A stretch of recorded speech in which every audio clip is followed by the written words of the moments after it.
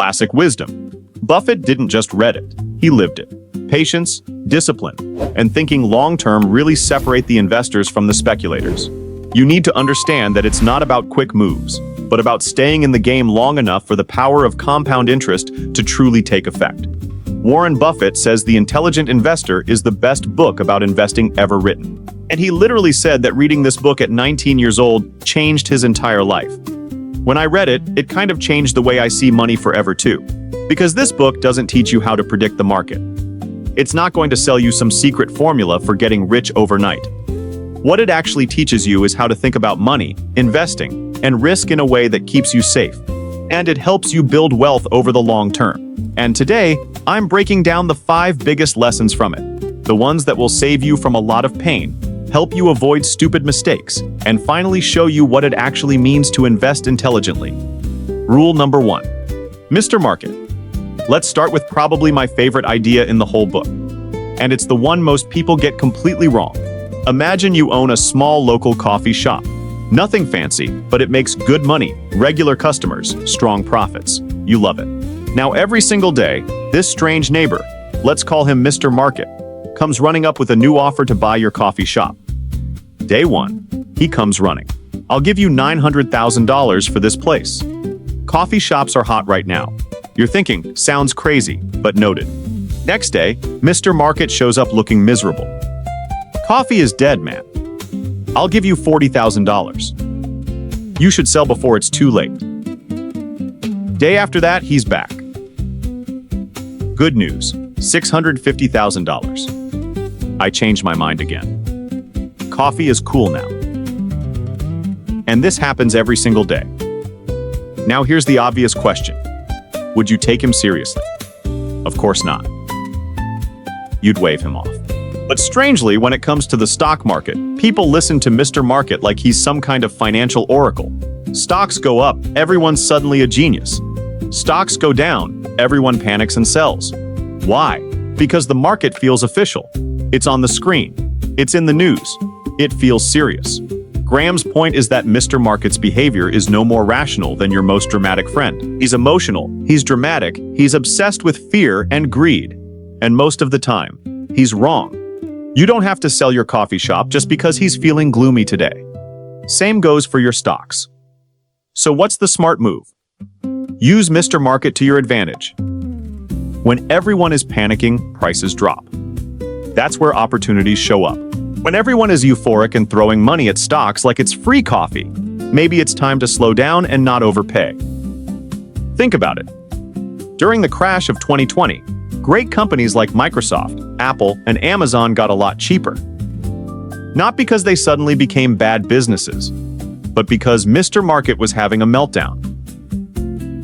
The people who understood this principle didn't panic. They saw an opportunity. That's what Graham means when he says the market is there to serve you, not to instruct you. Your job isn't to predict where prices are going next week.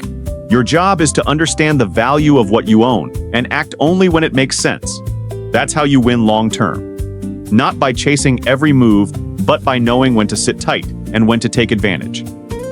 Rule number 2. Investing versus speculating. Let me explain the difference, because this one matters more than most people realize. Investing is calm, thoughtful, long-term. It's like buying a house you plan to live in, raise a family, build memories. You check the neighborhood, the structure, the school district. You don't buy just because the price might go up next week. Speculating, though, is like buying a house just because your buddy at the bar said prices are going to the moon. No idea what it's actually worth. No idea who lives next door. You're just hoping someone else will pay more than you did later. And that's the danger Graham warns us about. Investing means 3 things. You do your homework, you protect your money, and you expect a reasonable return. Not 10x overnight. The problem is most people think they're investing when they're actually just speculating.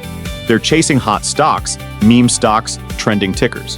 They're buying because someone on YouTube or TikTok said so, not because they actually understand the business. Let me ask you something.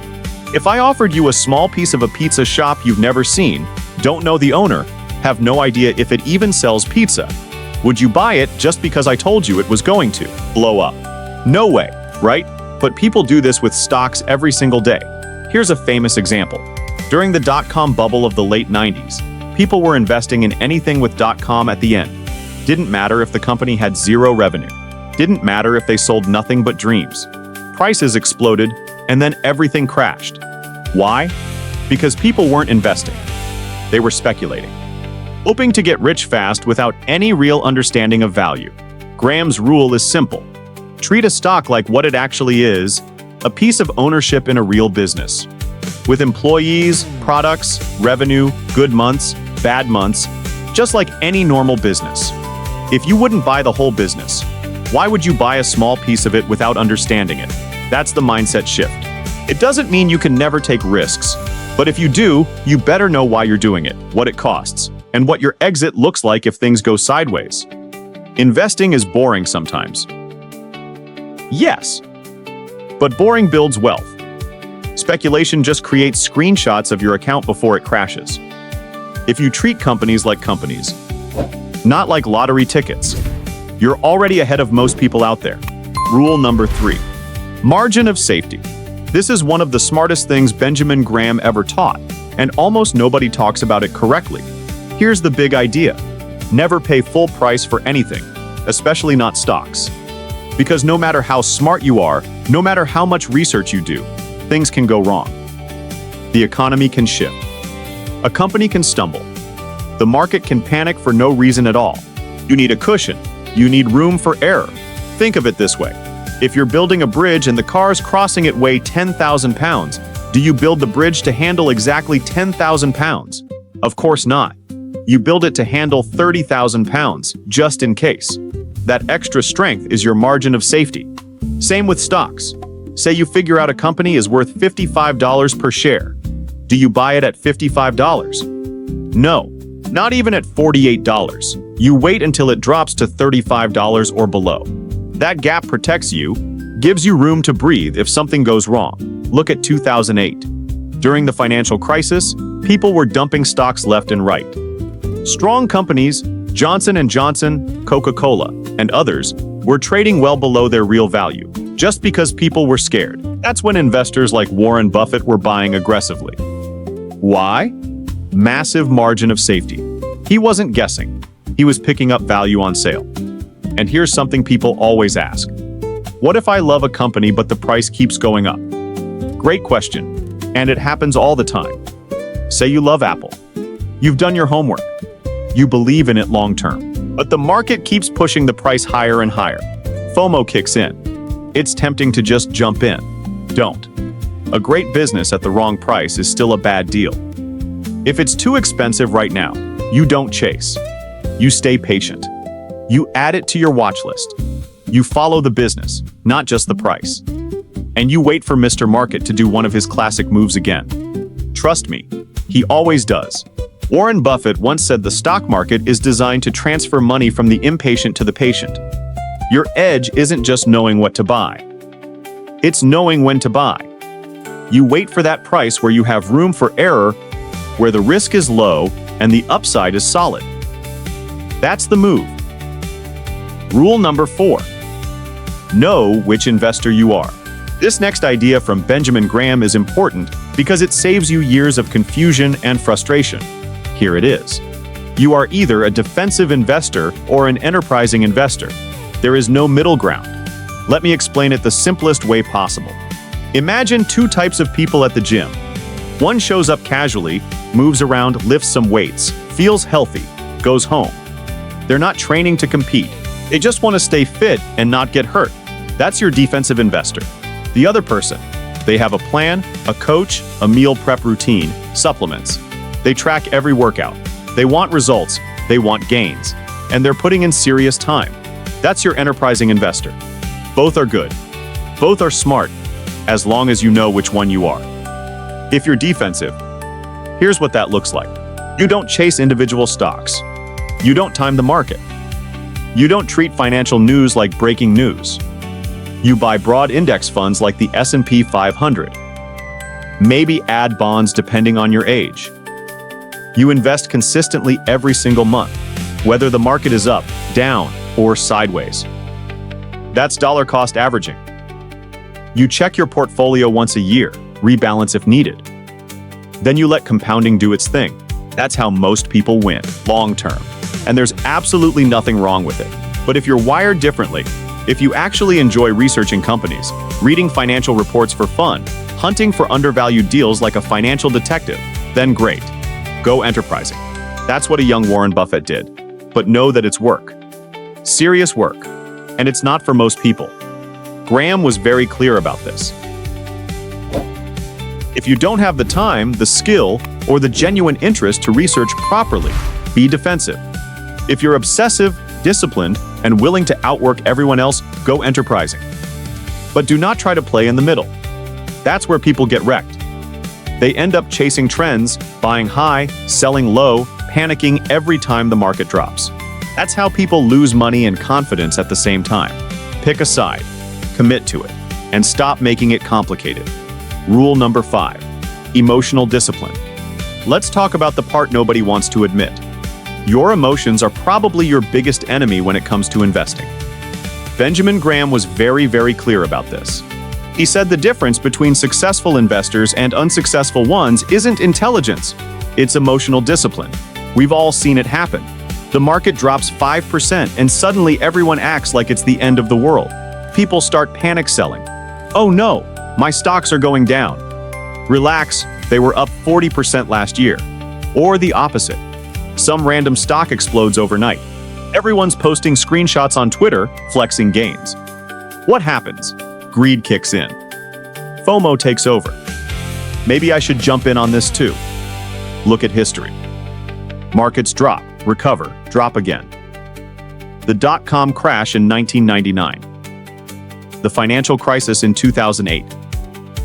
The COVID crash in 2020. Some people panicked and sold everything. Some people stayed calm, kept buying great companies, ignored the noise. Guess who came out richer a year later? It's not about predicting the future. It's about keeping your head when everyone else is losing theirs. Because here's the truth. Markets will go up. Markets will go down. Sometimes for reasons that make no sense. Your job isn't to control the market. Your job is to control yourself. And how do you do that? You have a system. Dollar cost average. Rebalance. Stick to your plan. When you have rules, you don't need to make decisions based on panic or excitement. Think of it like flying a plane through turbulence.